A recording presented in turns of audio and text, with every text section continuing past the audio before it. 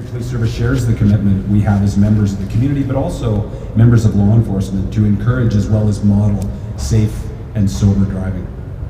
The loss of life at the hands of impaired driving is a devastating reality, as we've heard, that as a community we should not have to endure, and yet we do, and we continue to. As of October 20th of this year, the Calgary Police Service has issued a total of 2,025 immediate roadside sanctions contraventions for impaired driving.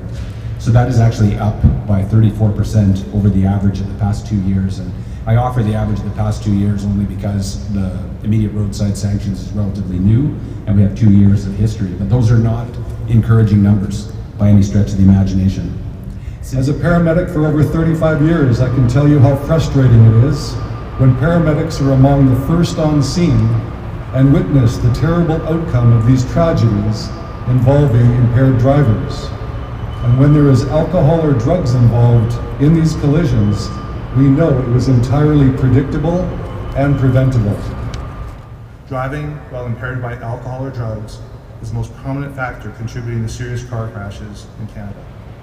In Alberta, 1 in 5 drivers involved in fatal collisions are impaired. And we know from our colleagues at the Calgary Police Service that approximately 1/3 of all fatality collisions here in Calgary involve an impaired driver. And at any given time, 2% of all drivers on the road are estimated to be impaired. That number jumps to 10% on the weekends. Impaired driving destroys lives and affects our whole community. It's just not those involved in the accident that become victims. It's the moms, and dads, sisters, and brothers, children of those injured or killed, the friends, co-workers, teammates, fellow students, bystanders, and even the first responders. Our families been affected 3 times, not just once. 3. 1968, my cousins were orphaned. 1990, my dad was permanently injured. And in 2021, we lost our daughter. She was our only daughter.